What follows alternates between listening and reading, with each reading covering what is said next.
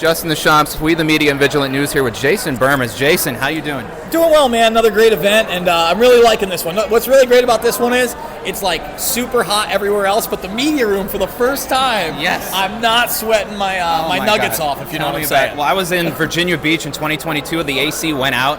Literally, it was just like pouring sweat. Yeah, you remember that, right? Yeah, the trials of alternative media, right? Yes, yes. So you've been in the alternative media for years. I don't know when you got your start. I know you're from Loose Change, of course, and things like that. Yeah. So what do you think the alternative media is doing right, and what do you think it's doing wrong?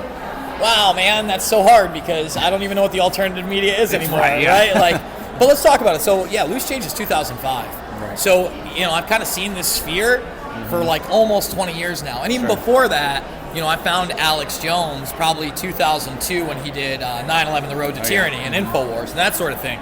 So I've kind of, at least had an outlook for 20 plus years, right? Sure. And certainly an inside look post Loose Change and, working at InfoWars starting in 2008, Jones produced my film Fabled Enemies. Okay. And I became his stand-in host. Right. And then after that, when I came back, we did a film called Invisible Empire, A New World Order Defined together. That one, yeah. And that's when he had expanded. So when I went there in 2008, let's talk about alternative media.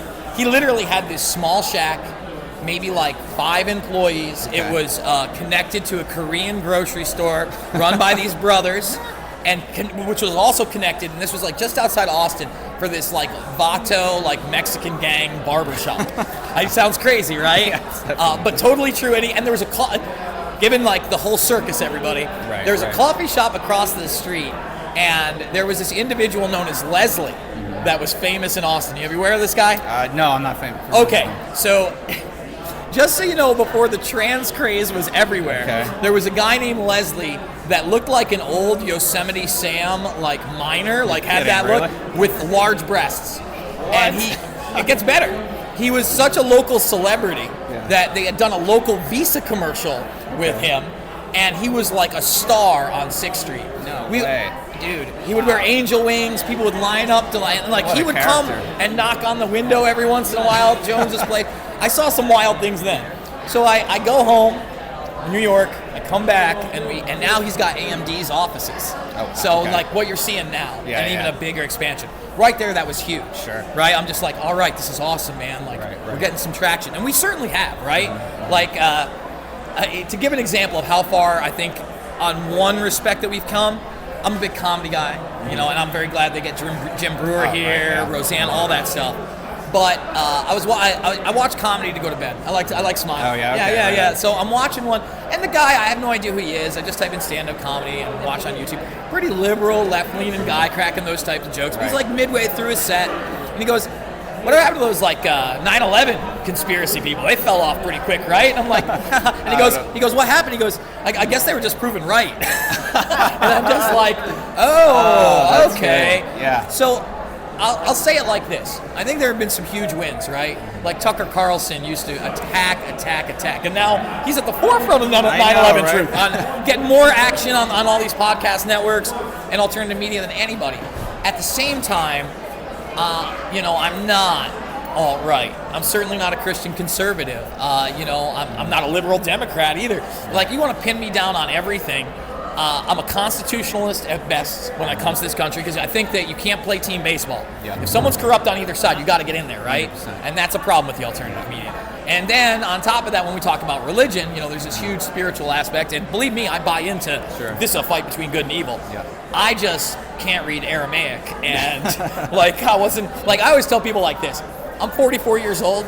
I have this much of a clue of what's gone on in those 40 years. Forget about 100 years ago, 1,000 years ago. That's it. Yeah. So, I think that it's very dangerous what's happening to Alex Jones and Infowars.com. At the same time, you see what's happening to the Epic Times, and you also see what's happening to Bannon. Oh, yeah. Now, all 3 of those people, or entities, I have disagreements with. That's fine. We're never going to all agree on everything. But now when you're seeing the lawfare weaponized against them in particular, after what we've seen, be it January 6th and those pickups, and now what we've seen with an ex-president, who I argue the only reason that they're doing this is, one, because he announced that he was going to run. Had he not run, they would have just killed him in the court of public opinion and kept bashing him. That's right. But number 2, because he didn't commit enough war crimes, right?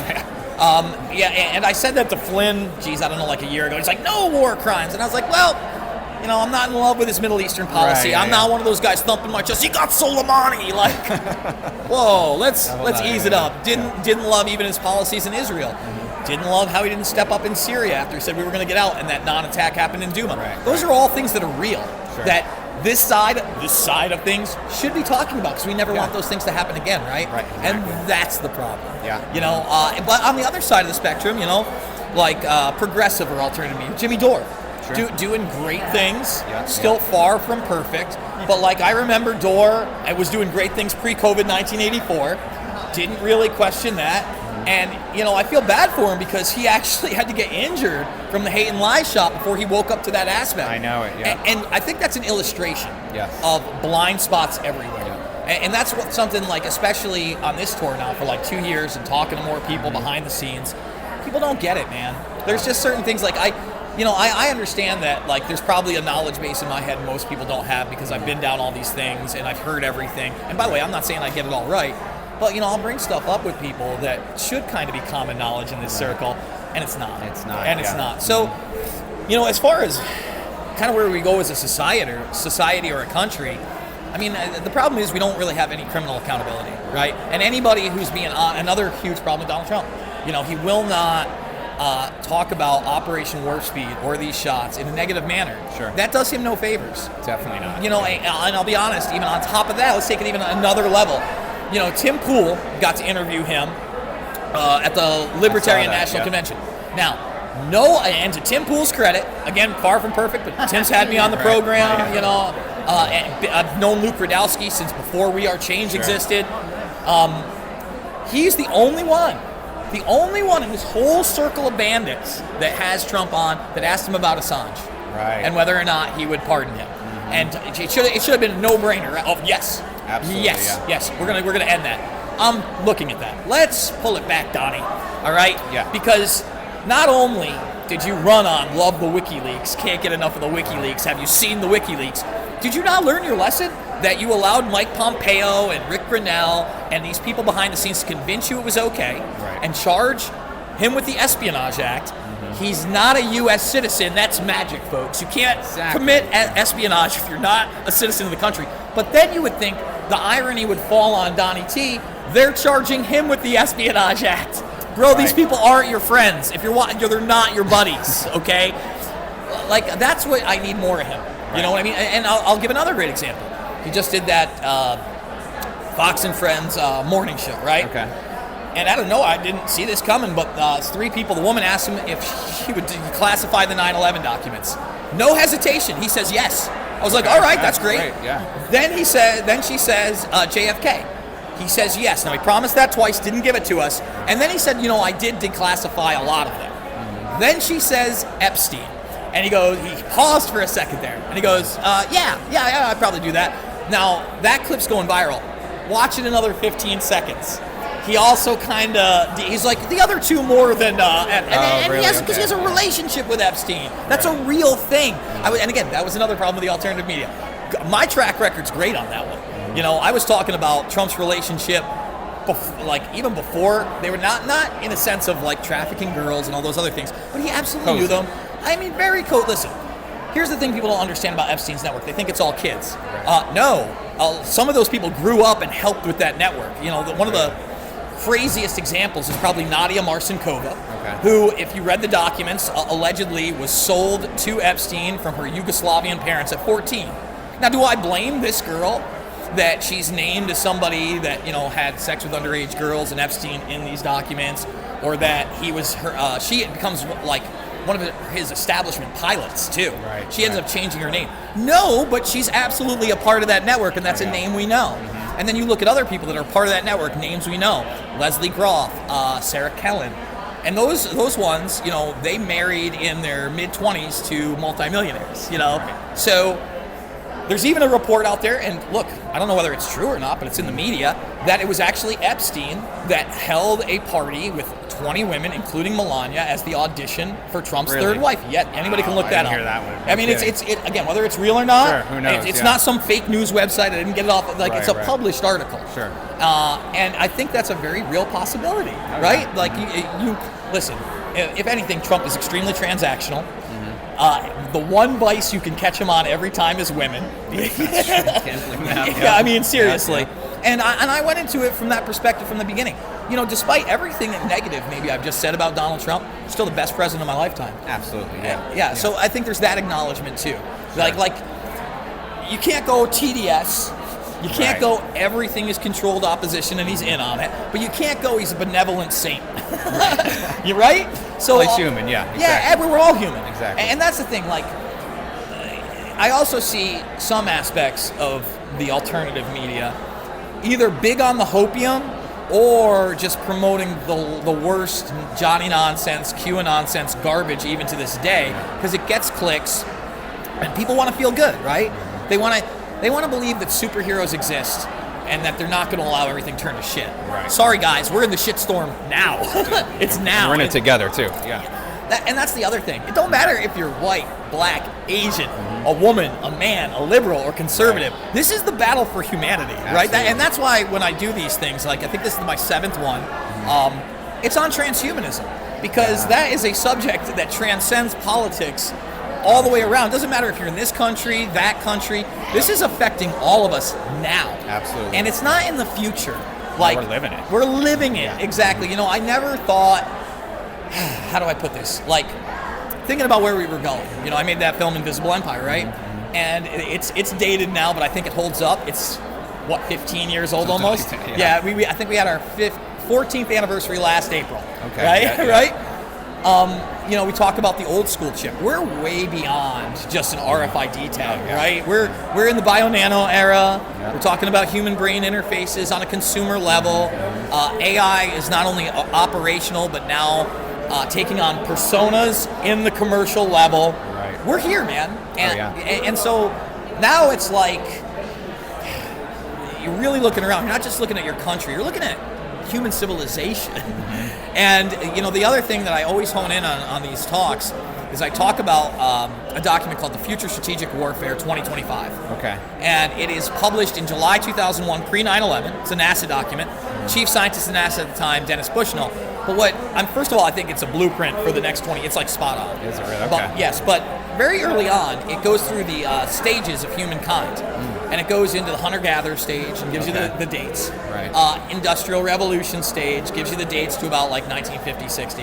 And then it gets into the bio-nano era, which it predicts will be in 2020. And it has a question mark after. Right. And then under that is the virtual era. So they actually have another era even before. So they've predicted 2. Yeah. And just think to yourselves right now, it's a 2001 document. Now, obviously we had bio-nano technology before 2020, but we didn't inject billions of people with it until 2020. And we began all the trials and the push. Right. So that absolutely happened. Mm-hmm. You know,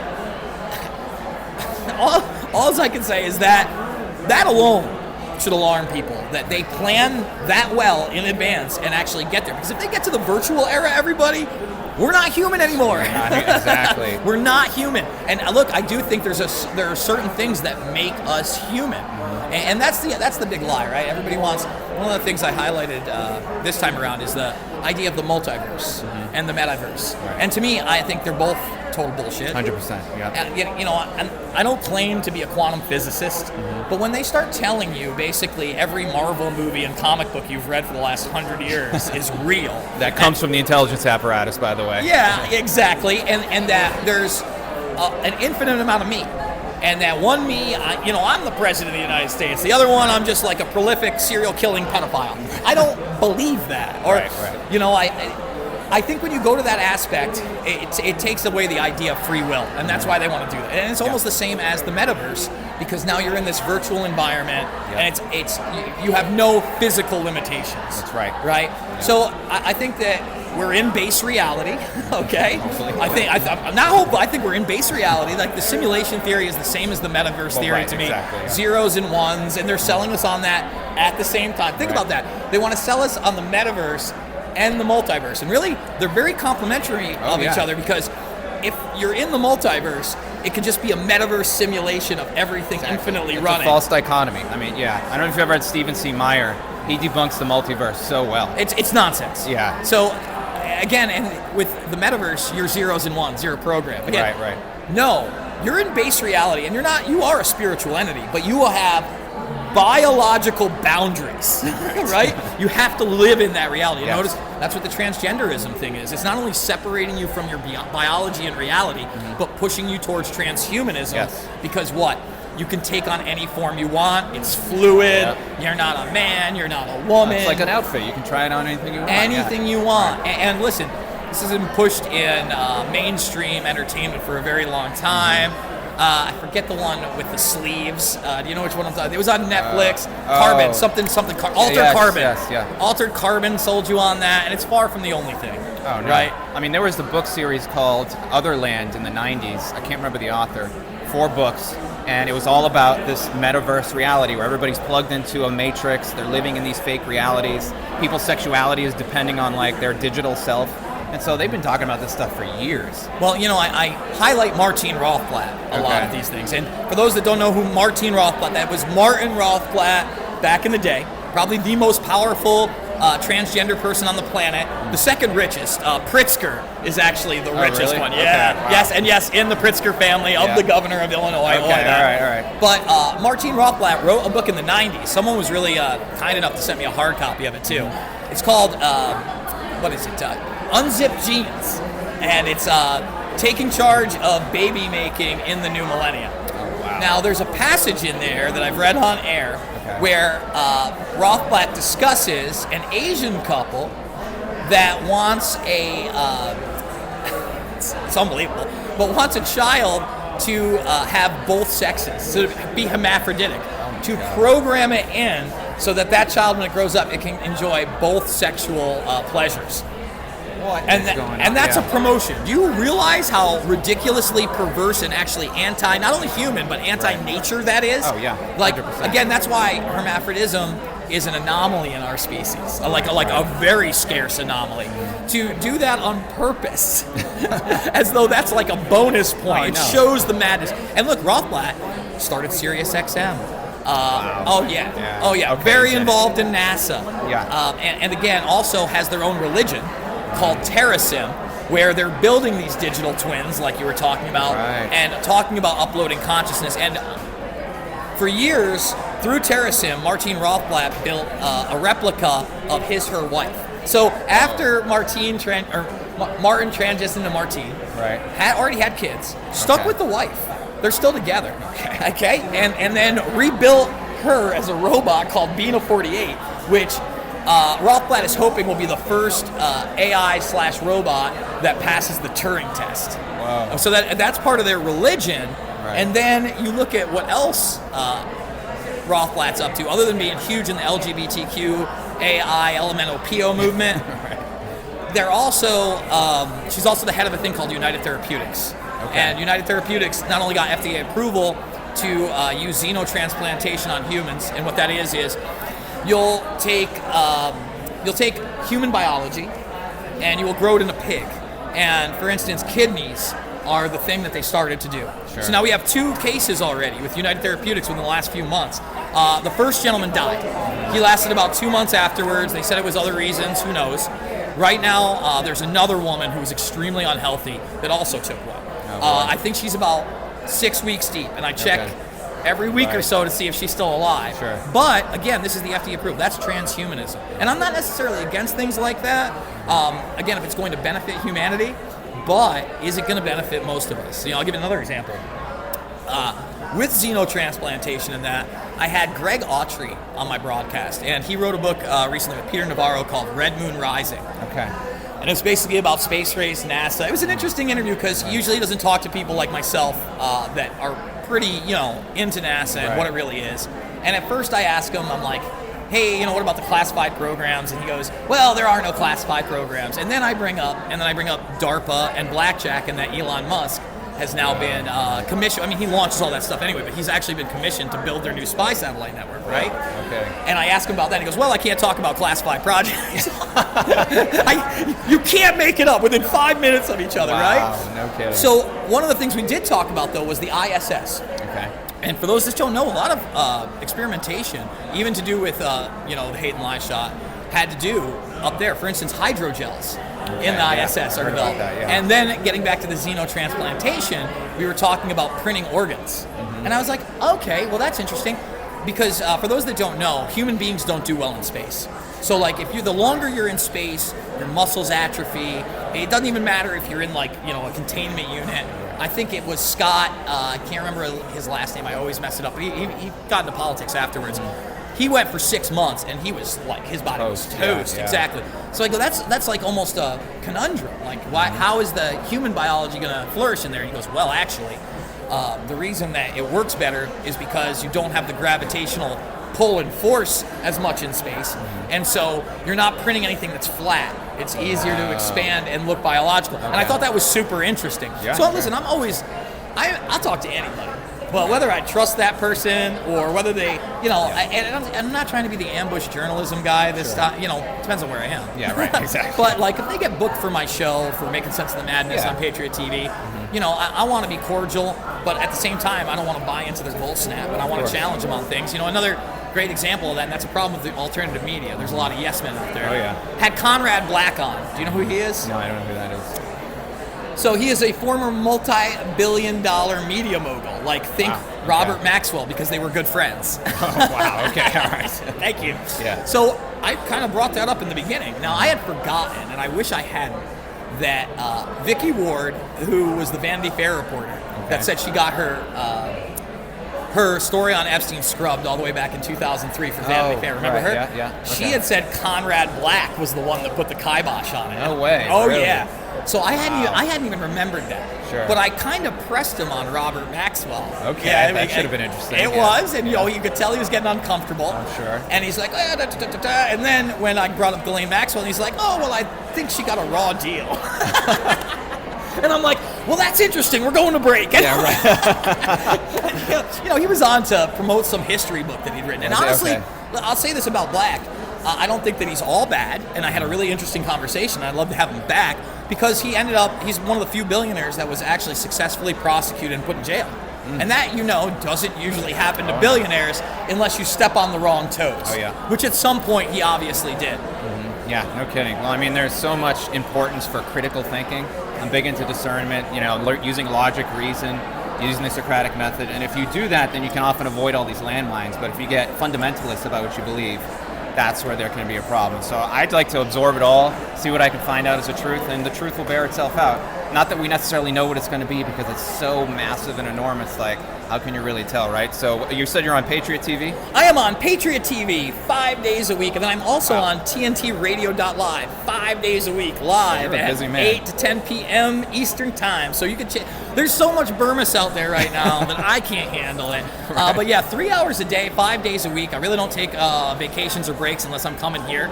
Okay. And even then, we get like a substitute host for the TNT show. Right. And on the Patriot show, I just do pre-records. Pre-records? Yep, Nice. Yep. And by the way, Bilderberg 2024 just happened. Did some really great work on that in the past week and actually interviewed some of the only reporters that were on the scene. Really? Okay. Including Charlie Skelton, who woke up to this about 15 years ago and writes for The Guardian. They're the only mainstream outlet there that actually reported on it honestly. And he did if you haven't seen Charlie Skelton's work on Bilderberg 2024, great article, great piece. And then you also got to check out my interview with him, which I've also posted on my social media as well. Excellent. Jason Bermas, thank you so much. Thank you, brother. Appreciate you. Take care. Thank you, man.